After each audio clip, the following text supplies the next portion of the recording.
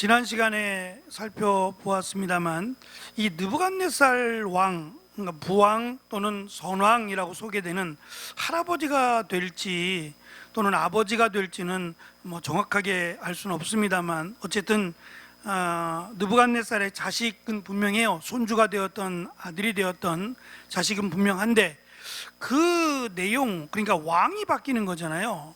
근데 그 내용도 설명이 없어요.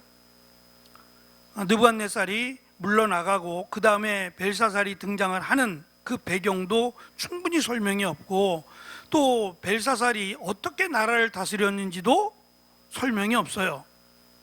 물론 느부갓네살 왕에게 이미 예언했던, 그를 통해서 신상을 보여줬잖아요. 얼굴은 금이요 하면서 쭉 보여준 그것이 이루어지는 게 목적이긴 하지만, 그래도 한 나라, 특히 이제 제국이라고 설명될 수 있는 바벨론이에요.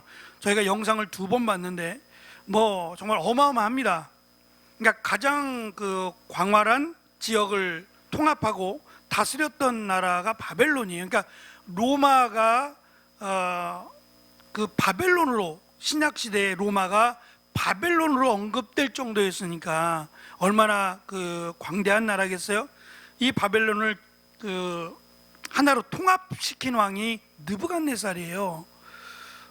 그런데 그 느부갓네살 왕이 지금 벨사살, 손주가 됐던 아들이 됐던 벨사살이 느부갓네살에 대해서, 느부갓네살 왕에 대해서 모르지 않을 거 아니에요.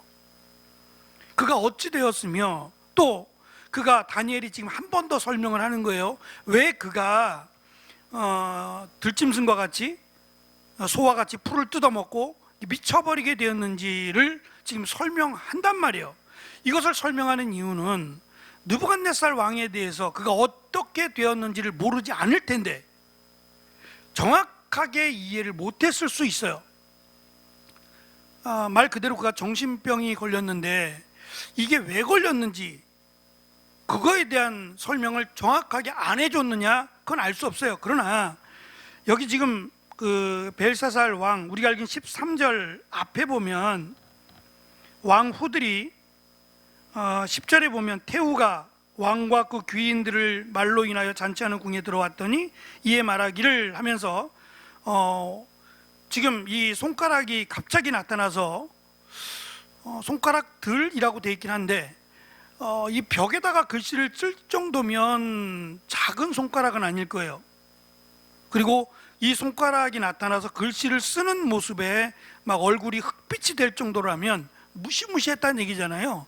그 무섭고 공포스러운 현상을 바라보면 글쎄, 사람의 손가락보다 훨씬 더 큰, 손가락은 손가락인데 사람의 손가락과 비교가 안 되는 큰 손가락으로 큰 글씨가 새겨졌겠죠. 그러니까 써졌다가 지워진 건 아닌 것 같아요. 그러니까 잠깐만 비쳤다가 사라지는 글씨는 아닌 것 같아요. 그리고 나서도 한참 동안 박사들이 그 글씨를 해석하려고 노력을 했다라고 하고, 그래도 안 되니까 결국은 다니엘을 불러서 해석하라고 하는 시간적 차이가 있잖아요. 그러니까 잠깐 비쳤다가 사라지는 거라면 그 시간이 흐름에 따라서 글씨가 사라져야 되는데 사라진 게 아니라는 것을 전제로 한다면 새겨진 거겠죠. 더군다나 이 벽일 거 아닙니까? 거의 왕궁들은 돌로 세워지잖아요. 우리처럼 이렇게 갈아가지고 세면으로 이렇게 하는 그런 공법을 쓰지 않고 무거운 돌을 사용해서 왕궁을 지었단 말입니다. 그러니까 돌에 새기는 거예요. 아주 단단한 그런 돌에 새겨진 겁니다. 그러니까 그 글씨를 볼 때마다 답답하고 이것이 나에 대한 심판인 것 같고 두려운 거예요. 그러니까 오죽했으면 제3의 통치자가, 그러니까 자기와 그 한 사람 더 왕이 있다 그랬잖아요. 그 왕은 지금 전쟁 중이에요. 나가서 전쟁하고 있는 중, 그러다가 사망을 하게 되는데 그 왕, 그러니까 왕이 둘이죠. 다스리고 있는 벨사살과 또 중간에 왕을 맡고 있었던, 형이 되었든지 누군지는 알 수 없지만 그가 전장에 나갔으니까 왕이 둘인데 세 번째 다니엘을 세 번째 왕으로 삼겠다라고 할 만큼, 근데 참 다니엘은 알았거든요. 지금 해석을 다 할 정도라면 지금 어떻게 될 것이라는 것, 그리고 하나님이 이 바벨론이라고 하는 나라를 하나님이 무너뜨리신다라는 것을 분명히 알고 있었어요. 근데 그날이, 그러니까 해석한 날, 그리고 다니엘에게 뒤를 잠깐 보실까요? 29절을 보시면 다니엘이 해석하고 나서 29절, 벨사살이 명하여 자기가 말한 대로 지키는 거죠. 자주옷, 그러니까 왕들이 입는 옷이에요. 자주빛 나는 옷을 입히고 금사슬을 목에 들이우게 하고, 이 금사슬이라고 하는 것은 금목걸이가 아니고 이 금으로 만든, 이 목에다 걸긴 거는 건데 금으로 만든, 굉장히 무겁겠죠. 금으로 만든, 이게 표현이 사슬이라 그러니까 조금 그러긴 한데 액세서리라고 해야 될 것 같아요. 이 목걸이하고는 비교가 안 되는 굉장히 넓은, 목을 두르는 거예요. 목을 둘러서 환하게 비춰주는 거예요. 태양빛이 비치면 마치 후광이 나타나는 것처럼 그런 효과를 내는 거예요. 그러니까 왕들만 하게 되는 그런 것들이죠. 그래서 이 금으로 만든 이 왕들만 하는 것을 목에다 끼워주고, 그 다음에 이제 세 번째 칠의자로 삼았다 그랬어요. 근데 그날 칠의자로 삼은 그날 밤에 벨사살이 죽어요. 그러니까 다니엘은 그게 무슨 의미가 있냔 말이에요. 왕이 바뀌고 나라가 망하는데 왕으로 삼은들, 이게 무슨 의미가 있겠어요? 아무런 의미가 없어요. 그러니까 나에게 아무것도 주지 않아도 괜찮다고 말을 하죠. 대신 하나님이 나에게 주신 것, 당신에게 전하라고 하신 것을 나는 전하겠다라는 거예요. 아무것도 주지 않아도 나는 그것을 전하겠다라고 말을 합니다. 시간은 굉장히 급박하게 지나가는 것 같아요. 그러니까 손가락이 나타나고 불과 얼마 안 돼서 나라는 멸망하게 됩니다. 오늘 우리가 읽은 말씀, 짧다면 짧고 길다면 긴데, 이 말씀 속에서 우리가 먼저 느낄 것은 태후라고 소개되는 왕비들, 또는 태후라고 소개되는 그들이 바라본 다니엘은 11절에 보면 왕의 붙인 때에 있던 자로 명철과 총명과 지혜가 있어 신들의 지혜와 같은 자라고 설명을 해요. 정확한 설명이죠. 왜냐하면 직접 목격한 것일 수도 있고, 목격하지 않았더라도, 시간이 지났으니까, 약 20년 이상이 지났다고 했으니까 목격하지 않았더라도 이들은 진실을 알고 있는 거예요. 거짓이 아닌 진실을 알고 있는 거예요. 그런데 벨사살도 듣지 않았을 리가 없어요. 자기 아버지나 할아버지에 대한 건데 몰랐을 리가 없죠. 더군다나 느부갓네살 왕은 거의 신처럼 숭배되었던 사람이거든요. 그렇게 하기 위해서 신상을 세웠다 그랬잖아요. 그러니까 왕들이 신상을 세우는 왕들이 많지 않아요. 그러니까 그만큼 위세가 당당했기 때문에 신상을 세웠는데, 그렇다면 느부갓네살에 대해서 몰랐을 리는 없어요. 그런데 믿진 않았을 수 있다는 거죠. 다니엘을 통해서 이러한 사건들을 믿지 않았다는 거예요. 그러니까 벨사살이 왜 죽어야 되고 왜 바벨론이 멸망을 해야 되느냐, 아직은 다니엘이 꿈을 해석할 그 시간까지는 기회가 있어요. 벨사살에게 기회가 있다고요. 다니엘이 해석한 것을 믿었다면 이렇게 물었어야 돼요. 그럼 어찌하면 좋겠느냐고. 물론 다니엘이 설명을 다 해줘요. 당신이 스스로 높여서 당신이 하나님의 자리를 차지하고 우상을 섬기며 하나님을 두려워하지 아니하니 라고 했으니까, 그러면 그가 회개하고 당신의 하나님, 다니엘의 하나님을 어떻게 섬기면 되겠느냐고 물었더라면 시간은 남아있으니까 하나님이 기회를 주시 않았겠냐는 거예요. 마치 이스라엘이 멸망한 것도 똑같아요. 하나님이 기회를 주시거든요. 우리 속담에 아니 땐 굴뚝에 연기 나랴라는 말이 있죠. 분명히 연기가 나는 것은 굴뚝에 나무를 뗐기 때문이에요. 그러니까 그 연기가 작던, 연기가 많던 적던 간에 나무를 떼니까 연기가 나는 거예요. 참 두려운 말이 아닐 수 없는데, 이 목사뿐만 아니라 함께 살고 있는 우리 집사님들, 안수 집사님, 권사님, 집사님들 다 마찬가지일 겁니다. 가장 가까이에 있는 사람들이 금방 알아요. 요즘 기도 안 하는구나, 요즘 은혜가 없구나라는 것을 가까이에 있는 사람은 금방 알아요. 말을 하거나 어떤 행동을 통해서 나타나잖아요. 예? 꼬리가 길면 밟힌다는 건 그건 이미 뭐 사건이 커진 뒤의 일이고, 그 자그마한 것이 커지는 것은 순간일 수 있는 것 같아요. 잠깐 사이에 오랜 시간이 걸리지 않아도 금방 커질 수 있는 이 죄라고 하는 속성이 그렇단 말이죠. 그러면 정말 나를 사랑하고 신뢰하는 사람이라면 이야기를 해줄 거란 말이에요. 정신 차리라고, 힘을 내서 믿음 생활 잘하라고, 이렇게 사랑하니까, 아끼니까 그런 말 해줄 거 아니겠어요? 그러면 정신을 차리면 은혜예요. 정신을 못 차리면 은혜를 차버리는 거죠. 지금 벨사살에게 지금 태우나 왕후들이 이야기를 해줬단 말이에요.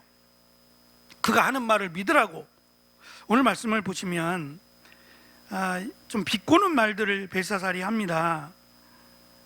13절 보시면, 너는 다니엘에게 말하기를 내가 우리 부왕이 유다에서 사로잡아 온 유다 자손 중에 그 다니엘이냐, 이렇게 말을 하는 거예요.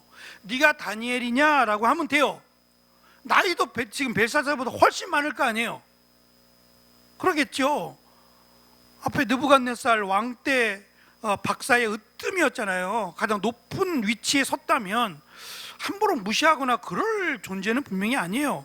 이미 언제적 이야기예요 지금. 근데 이것을 또 다시 끄집어내는 거 아니에요. 지금 다니엘이 유다에서 잡혀와서 노예가 된 게 지금 몇십 년 됐잖아요. 적어도 50년 이상이, 제가 70세 이상 됐을 거라 그랬으니까 10대에 끌려왔어도 적어도 50년 이상이 된 이야기예요. 근데 이 얘기를 또 끄집어내는 게 뭐예요? 네가 아무리 그래봤자, 아무리 대단한 지혜와 총명을 가졌더라도 너는 그저 여전히 노예일 뿐이야. 바벨론에서, 유다에서 잡혀온 노예일 뿐이야 라는 것 아니에요? 무시하는 거죠. 이것뿐만 아니라 14절에 보면 내가 명철과 총명과 비상한 지혜가 있다 하도다 라는 말로 해요. 근데 앞에서 느부갓네살은 1페이지 밑에 쪽 보시면 네 번째 줄에 느부갓네살은 다니엘에 대해서 이렇게 말을 합니다. 거룩한 신들의 영이 있다 그랬어요.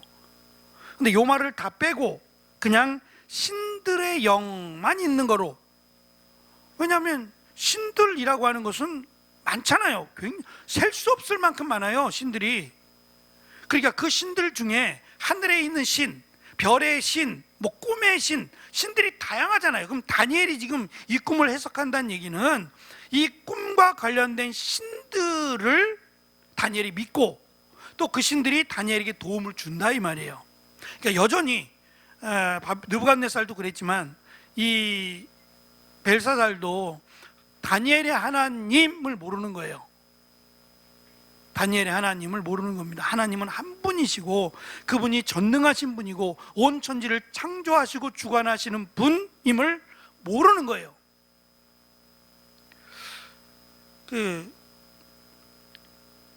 이거 만들어낸 이야기죠. 만들어낸 이야기 가운데 손오공 이야기 아시잖아요.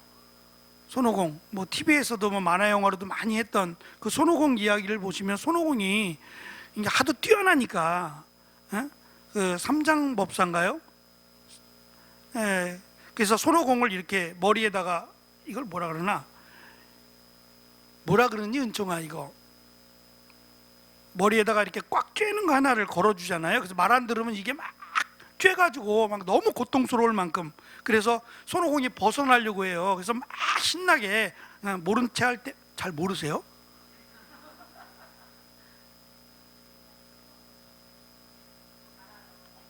손오공을 모르신다고요? 이거 참 괜히 모른 척 하시고.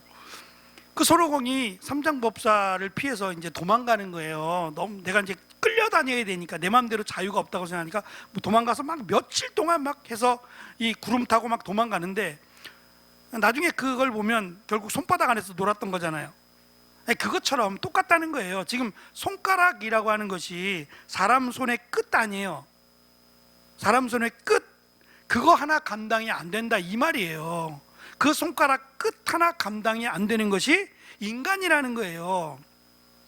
그러니까 그렇게 보여줬으면 정신 차리라는 거죠. 어느 신이 손가락이 나타나서 글씨를 쓰겠어요? 그런 신이 어디 있어요? 이건 하나님만 하실 수 있는 일이거든요. 보여주셨어요. 이야기는 기회를 주시겠다는 거예요. 말씀드린 것처럼 하나님의 심판은 정말 하나님이 심판하실 마음이 있다면 그냥 쓸어버리시면 돼요. 예? 요한계시록처럼 뭐 몇 번에 걸친 회개하라 뭐 이런 경고를 하실 이유가 없다고요. 기회를 주시는 거잖아요. 사랑하니까. 근데 그 기회마저도 지금 벨사살은 차버리고 있으니 그는 심판받아도 마땅한 사람이라고 설명을 하는 거예요. 그래서 이 말씀 속에서 우리가 교훈을 받자면 우리 주변에, 늘 말씀드리지만 우리 주변에 믿음의 사람이 있어야겠다는 생각을 해요. 기도해 주는 사람, 내가 잘 무언가 결정을 내릴 수 없을 때 나에게 신앙적인 도움을 줄 수 있는 사람. 그래서 제가 신학생들한테는 꼭 그 말을 해줘요. 저도 마찬가지긴 한데 제가 그래도 목사가 되어서 온 시간이 20년이 넘잖아요. 그 기간 동안을 걸쳐서 제가 배우고 깨달은 거예요. 목회는 쉽지 않다. 그러니까 제일 쉽지 않은 것은 일단 하나님의 말씀을 준비하고 전한다는 게 이거는 쉽지 않다. 왜냐하면 66권을 우리에게 주셨는데 그 66권을 온전히 다 설교하고 은퇴하시는 분이 몇 분이나 될까요? 그렇죠? 그렇지 않을 거예요. 그냥 늘 하던 대로만, 늘 하던 설교만 대부분 하시지. 정말 66권 전체가 다 하나님 말씀인데 이 66권을 다 하시는 분이 얼마나 되겠어요? 그럼 반대로 생각해 봐요. 왜 안 하실까요, 그거? 그렇잖아요. 없는 게 아니잖아요. 많은 거예요, 66권이. 한 장만 있는 것도 아니고. 근데 66권이나 되는 말씀이, 성경 말씀이 똑같다 그러고 할 것이 없다 그러고, 그런 이유가 뭐예요? 66권 하면 되잖아요, 66권을. 근데 왜 안 하느냐? 어려우니까 그래요. 어려우니까 그래요. 그러니까 나이를 불문하고 뭐 경험이 있으면 더 낫긴 하겠지만 어렵다고요.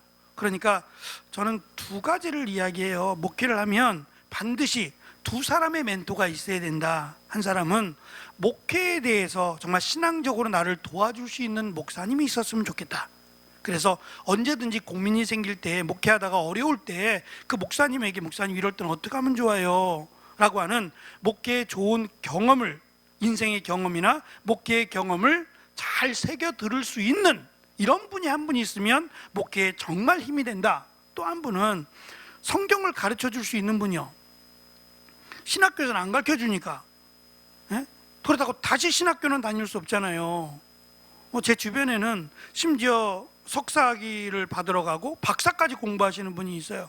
석사학위를 공부하는데 3년 걸리고 박사학위 공부하는데도 3, 4년이 걸려요. 우리나라에서만 하더라도. 근데 석박사 비용이 비싸요. 박사는 최소한 500만 원 이상이에요, 한 학기가. 그걸 3년 해야 되니까 3천만 원이에요. 근데 문제는 박사학위를 공부한다고 성경을 아냐고요. 그게 문제예요. 그러니까 석사를 공부하고 박사를 공부하면 성경에 대한 지식이 더 많아지고 은혜가 더 풍성해지고 그러면 상관이 없는데 그게 아니란 말이에요. 그러니까 신학교를 다시 갈 수 없는 거예요. 그럼 어딜 가느냐? 그래서 목사님들이 세미나를 그렇게 다니는 거예요. 그냥 불이 났게 세미나라 그러면 여기 가고 저기 가고. 옛날에 부산에서 할 때는 부산까지 갔어요. 예? 아시나 모르겠어요. 두 날개라고. 지금은 아무도 안 하죠. 아무도 안 하는 거예요. 근데 그 두 날개가 가서 일주일 동안인가요? 한 5일 정도 하는 것 같아요. 5일 정도 세미나 듣고 하는데 드는 비용이 40만 원이에요. 4, 50만 원이에요. 그때 거기다가 제주 부산이면 부산까지 왔다 갔다 할 수 없으니까 방 하나 잡아서 4일 동안 있어야죠. 식사도 해야죠. 그럼 돈 100만 원이 훅 들어갔었어요. 근데 그렇게 해서라도 내가 좀 성도들 말씀 가운데 잘 인도해야겠다라고 하는 그 마음으로 많이들 가셨어요. 근데 문제는 배우는 게 없어요. 갔다가 배우는 게 없으니까 금방 시들해져 가지고 이제 사라진 거예요. 효과도 없고. 이게 현실이란 말이에요. 너무도 안타까운 현실이라 뭐 성경을 다 물어볼 건 아니고 준비하다가 잘 이해가 안 돼요. 그럼 물어볼 것이 있으면 실제적으로 물어보고 고민하고 가르쳐 줄 수 있는 분. 그래서 두 분의 멘토가 있었으면 좋겠다. 저도 말씀을 준비하다가 그러니까 신 목사님 요한계시록을 전공했으니까 제가 요한계시록 하다가 궁금하면 전화를 해요. 목사님, 저는 이렇게 생각하는데 이렇게 해석해도 될까요? 라고 전화를 해요. 그러니까 제가 먼저 시작한 것은 신 목사님이 이게 궁금하면 저한테 전화하고, 신 목사님이 먼저 저하고 똑같이 안 하거든요. 그렇지 않겠어요? 저는 그분이 뭐 하는지 몰라요. 근데 그분도 66권 하시는 거니까 먼저 하신 거 혹시 목사님 이거 하셨어요? 그러면 했다 그러면 혹시 이 부분은 이걸 어떻게 해석해야 돼요? 이제 문제가 있어요. 이 다니엘서의 가장 큰 문제가 7장부터 나와요. 7장부터 다니엘서의 기록을 언제로 보느냐를 결정하는 게 나오거든요. 그래서 제가 다니엘서 하고 있다 그랬더니 신 목사님 7장 하셨냐고, 그래서 아직 7장 안 들어갔습니다. 5장입니다. 그랬더니 7장을 잘해야 되는데 이런 얘기 하세요. 아마 저도 고민할 겁니다.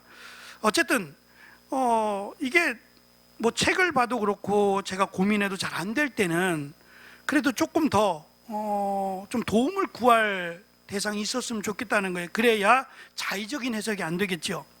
이 두 분이 있으면 목회에 정말 힘이 될 것이다 라고 제가 학생들한테 가르쳐 줘요. 그래서 좋은 목사님들을 옆에 두라고 제가 꼭 당부하거든요. 성도들도 마찬가지예요. 성도들 좋은 믿음의 교우들이나 뭐 권사님, 집사님, 이런 좋은 분들이 옆에 있다는 것이 얼마나 큰 은혜인지 몰라요. 그러니까 내가 더 기도로 준비하고 하나님의 은혜 가운데 있다라는 것은 나도 좋지만 연약한 이들을 도울 수 있는 힘이 되기도 해요. 지금 당장은 아니더라도 분명히 힘이 되긴 하거든요. 근데 벨사살은 지금 아버지가 아버지인지 할아버지인지 그가 경험을 했단 말이에요. 그리고 자기도 왕이 됐어요. 그럼 아버지가 경고를 했을까요? 안 했진 않았을 것 같아요. 뒤를 이어서 왕이 될 벨사살에게 경고했을 게 분명한데 흘려들었다는 거예요. 그리고 지금 태우나 왕후가 이야기한 것들도 눈여겨 듣지 않는 거예요. 네가 이거 할 수 있겠느냐? 라는 식의 비아냥거리며 지금 이야기를 하고 있는 그의 그 신앙에 대한 태도를 보면 심판받을 만하네 라는 것을 우리에게 가르쳐 준단 말이에요. 그러니까 우리가 하나님의 말씀을 귀담아 듣는 것도 중요하고, 또 우리의 믿음의 형제 자매들, 귀한 분들과 함께 신앙생활하는 것이 너무도 귀하다라는 것을 우리에게 가르쳐 줍니다. 그 다음에 우리가 살펴볼 내용은 18절부터 21절 내용에는 다니엘이 굳이 안 해도 되는 느부갓네살 왕이 왜 망했는지, 왜 그가 죽었는지를 다시 알려줘요. 몰라서 그런 게 아니라 이것을 듣고 정신 차리라고 하는 의미인데요, 이것이 벨사살에게만 한정되는 게 아니에요. 저는 사실 지금 잠깐 말씀드릴 이 목사님을 잘 몰라요. 제가 한국에 들어오고 난 뒤에 아마 이 목사님이 남아공에 유학을 가셨던 것 같아요. 근데 이분은 저보다 나이는 훨씬 어려요. 훨씬 어린데 그냥 스카이를 나왔어요. 좋은 대학이죠. 스카이를 나왔고 선생님을 했어요. 교편에 선생님을 하다가 은혜를 받고 접고 이제 신학을 하게 된 거예요. 신학을 하고 또 공부에 관심이 있어서 박사학위까지 했어요, 이분은. 근데 자기는 교수는 하고 싶지 않대요. 그래서 저기 100주년 기념교회라고 있어요. 이재철 목사님 은퇴하셨지만 100주년 기념교회, 몇만 명 되는 교회죠. 그 교회에 부목사로 7년을 있었어요. 7년을 있다가 교단이 다르니까 거긴 통합측이고 자신은 합동측이고요. 교단도 다르고 거기서 계속해서 목회를 할 수 없는 상황이 됐어요. 목사님 은퇴하셨고. 그래서 나와서 교회를 개척을 했어요. 개척을 했는데 3년 지나서 교회를 닫으셨어요. 그런 경우야, 개척이 워낙 힘드니까 그런 경우야 흠이 되진 않을 것 같아요. 그럴 수도 있으니까요. 근데 두 번째로 이제 누구의 소개를 받아서 저 일산에 있는 교회에 한 30명 되는 교인들이 한 30명 되는 교회로 청빙을 받아 가셨어요. 말씀드린 것처럼 선생님 출신이다 보니까 젠틀하잖아요. 선생님 출신인데 젠틀하잖아요. 그래서 실력도 있고 스카이를 나왔고 뭐 미국에서 박사학위까지 받았으면 엘리트잖아요. 최고 엘리트인데 그러니까 뭐 전혀 이제 목회를 잘하느냐 못하느냐는 두 번째인데 기본은 돼 있다고 생각을 하고 이분을 청빙해서 이제 목회를 했어요. 아마 저랑 비슷한 것 같아요. 교회를 들어가게 된 것이 저랑 거의 비슷한 5년째 됐다 그랬으니까 거의 비슷한 것 같아요. 지난주에 사임했어요. 쉬운 결정이 아니죠. 이유는 분명히 있어요. 저는 들어보니까 성도들의 문제가 아니에요. 성도들의 문제가 아니라 목사님의 문제예요. 이게 어디서부터 시작되었는지를 모르겠어요. 하여튼 문제는 문제예요. 교회가 30명이면 큰 교회는 아니잖아요. 그렇다고 개척교회는 분명히 아니고요. 그러면 그 안에서 저는 최선을 다해야 된다고 생각해요. 근데 이분도 큰 교회에 있었잖아요. 그러니까 큰 교회를 꿈꾸다 보니까 이 큰 교회가 되지 않는 게 누구 책임이에요? 책임의 소재를 묻는 것 자체가 잘못인데 자기는 열심히 하잖아요. 실력도 있고 자기는 열심히 하는데 왜 큰 교회가 안 되느냐? 이게 이제 불거지기 시작했어요. 거기에다가 뭔 때문인지 모르지만 사모님이 교사를 하시는데 교사들하고 많이 다투게 되고, 근데 저는 이제 그 이야기를 들으면서 그런 생각이 들었어요. 무언가 이렇게 꼬이기 시작하면 빨리 풀면 되잖아요. 더 헝클어지기 전에 빨리 풀면 되지 않았을까요? 그게 무슨 말이에요? 좀 더 이제 예를 들면 불편하잖아요. 이제 다툰다 이런다는 것은 불편한 거예요. 불편하면 어떻게 하라는 거예요? 성도가 됐든 목회자가 됐든 일단 기도부터 시작해야 되는 거 아니에요? 저는 그게 순서라고 봐요. 잘했느냐 못했느냐를 따지는 건 두 번째고 일단 내가 하나님 앞에서 잘못한 게 있다라고 생각하고 엎드려야 되는 거 아니에요? 그러면 성도들도 엎드리지 않겠어요? 저는 그게 먼저라고 생각해요. 하나님이 풀어주시기를 기도하는 게 맞다고 생각해요. 근데 이걸 인위적으로 풀려고 하다 보니까 이제는 더 이상 풀 수 없는, 잘라내야 되는 상태까지 가버린 거예요. 이거 참 너무 안타깝다.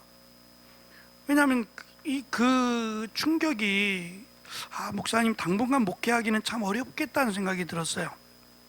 벌써 몇 번에 걸쳐서 목회를 내려놓게 되잖아요. 다시 개척하기는 쉽지 않을 겁니다. 그러니까 어디서부터 잘못됐는지 저는 그 답을 좀 알 것 같아요. 근데 세 번째 할 때는 좀 더 잘할 수 있겠죠. 이제 겪었으니까 조금 더 잘할 수 있겠지만 굳이 그걸 겪으면서 잘할 이유가 있을까요? 그러니까 이런 부분에서 뭔가 안 좋았을 때 그때 바로 하나님께 나아왔더라면 이라고 하는 아쉬움이 컸어요. 지금 다니엘이 벨사살에게 말하는 게 그거예요. 왜 느부갓네살 왕이 미쳤으며 왜 그가 이렇게 초라하게 죽을 수밖에 없었는지, 그것이 교만함이에요. 그 교만함이라는 것은 하나님 위에 서고자 하는 거예요. 우리가 봤던 것처럼 이 느부갓네살 왕 공중정원을 제가 보여드렸지만 그 앞에 바벨탑이라고 또 쌓았던 거 보셨죠? 그러니까 창세기에 있는 바벨탑 말고 또 다른 이 바벨이라고 하는 탑을 세운 거예요. 그러니까 그만큼 자신의 위용을 또 자신이 그 하나님 위치에 섰다라는 걸 드러내기 위함이에요. 이게 이제 느부갓네살만의 문제가 아니라 보편적인 왕들, 이방 왕들의 문제인데 지적했잖아요. 비록 다니엘이 노예 출신이지만 그를 통해서 하나님이 살아 계신다는 걸 보여줬잖아요. 풀무불 가운데도 보여주고 그런 기적들을 보여줬으면 또 자신이 고백했죠. 네가 믿는 하나님은 전능하신 진짜 하나님이다라고 고백을 했잖아요. 그래도 돌아오지 못함으로 결국 그가 이렇게 될 수밖에 없었다. 결국 그 이야기는 당신도 그렇게 된다는 거예요. 왜 함부로, 비록 우리가 나라를 빼앗기고 또 성전이 허물어지고 그 성전에서 성전 기물들을 다 가지고 왔다고 할지라도 그것으로 술을 담아 먹는다? 이게 어떻게 있을 만한 일이냐. 또한 너도 알지 못하는 이름도 알 수 없는 그런 우상들을 섬겼다라는 것이 하나님 앞에 얼마나 무서운 죄냐. 하나님이 붙드셨기 때문에 바벨론이 지금까지 있는 거다. 하나님이 넘기시고자 했다면 얼마든지 넘기신다. 너희들이 대단한 게 아니다 라고 이야기했는데 귀담아 듣지 않아요. 귀담아 듣지 않습니다. 그러면 결국은 심판이에요. 우리가 할 수 있는 부분은 사실 여기까지예요. 나가서 전도를 하든 복음을 전하든 우리가 할 수 있는 일은 있는 그대로, 사실 그대로 예수 그리스도를 믿으면 구원을 받지만 믿지 않으면 당신은 심판을 받게 될 것이고 지옥에 갈 것이다. 듣기 싫어도 이것이 사실이다. 믿으면 축복입니다. 안 믿으면요, 그때 가서 땅을 치며 후회할 거예요. 그래서 우리가 얼마나 잘 설명해야 돼요. 그건 저는 두 번째 문제라고 생각해요. 우리가 잘 설명을 들어서 여기까지 왔나요? 그게 아니란 말이죠. 그러니까 어쨌든 우리는 이미 믿은 자들로 하나님의 말씀을 소홀히 여기지 말 것뿐만 아니라 교만하지 말아야 된다는, 그러니까 하나님보다 내가 앞서가지 않도록, 그것을 교만이라 그러는데 하나님보다 내 생각이나 내 마음이 앞서가지 않기를 바라야겠다라고 하는 것을 우리에게 가르쳐 줍니다. 꿈을 해석합니다. 4페이지 보시면 기록된 글자는 이것이니 라고 해서 메네 데겔 우바르신, 요걸 그냥 읽으면요, 메네 데겔 우바르신, 히브리어 같지 않아요. 히브리어 같지 않다고요. 그러니까 제가 말씀드린 것처럼 이 박사들 또는 술사들, 이들은 고대 언어까지 능통한 자들이에요. 그럼 히브리어를 모를까요? 아니에요. 히브리어도 분명히 안단 말이에요. 그러니까 그들도 해석할 수 없다는 얘기는 이 땅에 존재하는 어떤 글자도 아니라는 거예요. 오직 하나님만이 아시는 글자, 이것이 그림으로 그린 건지 이걸 어떻게, 그러니까 알아볼 수 없는 거예요. 어떤 술사도 한 번도 본 적이 없는 글씨, 해석조차 불가능한, 읽는 것조차 안 되는 글씨라고 이걸 설명을 해야 될까요? 안 돼요. 이걸 도저히 풀어낼 수 없는 이런 것으로 하나님이 적어주셨다는 거예요. 근데 다니엘은 마치 당연히 안다는 듯이 이것을 읽어냅니다. 그리고 이제 설명을 해요. 메네라고 하는 뜻은 센다, 셌다, 세웠다라고 하는 뜻이고, 데겔은 무게를 달다라는 뜻이며, 우바르신은 우 그리고 바르신을 붙여서 나눈다라고 하는 뜻입니다. 해석하면 하나님이 당신의 그 모습을 무게로 재신다는 거예요. 무게로 재어서 너무 교만하고 하나님 앞에 죄를 지으니 하나님이 여기에 대한 대가로 심판하신다, 나라를 나누신다라는 것으로 해석을 해줍니다. 그리고 그 해석이 채 사라지기도 전에 그날 밤이라고 소개되는 그날 밤에 벨사살은 죽습니다. 그리고 31절에 보면 다리오, 메대 사람, 메대의 왕이죠. 메대 왕 다리오가 나라를 얻었는데 이때 나이가 62세였다고 설명을 하는데요, 이 이사야서 44장에 가면 이 바벨론을 멸망시킨 왕이 있어요. 혹시 그 왕의 이름은 고레스죠. 고레스예요. 제가 지금 기억하시라고 그런 거예요. 고레스예요. 근데 여기는 지금 다리오라고 되어 있죠. 그래서 이걸 어떻게 이해하느냐 하면, 보통 그 애굽의 왕의 이름들이 많은데 그냥 보편적으로 바로라 그래요. 그냥 통상적으로 바로 그래요. 우리가 아는 그 모세가 그 바구니에 이게 떠내려갔을 때 그때 다스렸던 왕이 바로잖아요. 근데 모세가 이제 장성을 해서 왕자가 됐을 때도 왕도 바로예요. 이름이 똑같죠? 근데 1세, 2세 이런 게 다른 거예요. 근데 그 표현을 안 했는데 그냥 통상적으로 이집트의 왕, 이집트의 왕은 바로예요. 그것처럼 지금 이 메데라고 하는 나라, 페르시아인데 이 메데라고 하는 왕의 통상적인 이름은 지금 여기 있는 것처럼 다리오예요. 다리오인데 실제적인 그의 이름은 고레스로 보는 거예요. 이 사람의 진짜 이름은 고레스구나 라고 이해하는 것이고요. 또 하나는 두 사람이 다르다는 거예요. 두 사람은 다르다. 그러니까 정복한 왕이 있는데 그 정복한 왕, 연대를 정확하게 쓰지 않았으니까 정복한 왕은 고레스고, 또 여기서의 그 벨사살을 죽인 왕은 지금 다리오라고 보는 거예요. 그냥 저는 이 다리오라는 이름과 고레스라고 하는 이름이 같다고 봐요. 그냥 통상적으로는 여기 기록된 대로 다리오라고 하고, 메대 왕, 페르시아 왕은 다리오라고 하고, 통상적으로는 그의 정확한 이름은 이사야 44장에 있는 대로 고레스다라고 이해하는 게 더 좋을 것 같아요. 뭐 틀려도 상관없고요. 크게 문제될 건 없는데, 우리가 애굽을 바라보면 애굽만이 아니라 보통 나라들은 통상적으로 왕 이름을 불렀으니까 이 다리오라고 하는 것이 통상적이고 고레스라고 하는 것이 실제적인 그의 이름이다라고 보는 것이 좋을 것 같습니다. 어쨌든 하나님의 말씀은 이루어진다는 거예요. 그리고 때가 되면, 하나님 미루셨어요. 계속해서 미루시긴 하셨지만 드디어 때가 되면 그 말을 전함과 동시에 그날 밤에 하나님이 심판의 손길로 벨사살이 죽고 맙니다. 그러니까 이것이 하나님의 단호함이라고도 볼 수 있어요. 언제 올까? 예수님이 언제 올까? 우리는 그렇게 생각하지만 옵니다. 분명히 오십니다. 그것도 은혜예요. 오셔야 은혜죠. 우리는 예수님, 뭐 어떤 분들은 빨리 오시기를 기도하잖아요. 예수님 빨리 오세요, 빨리 오세요라고 기도하잖아요. 언제 오실지 모르지만 분명한 것은 때가 되면 분명히 오십니다. 그래서 그때를 알 수 없으니까 우리가 깨어서 기도하는 것이고 더 말씀 앞에 서는 겁니다. 어쨌든 우리가 주님이 오시는 그날까지 믿음의 자리에서 흔들리지 않을 뿐만 아니라 더 하나님의 은혜로 채워져 가는 귀한 은혜가 있기를 축원합니다. 기도하겠습니다.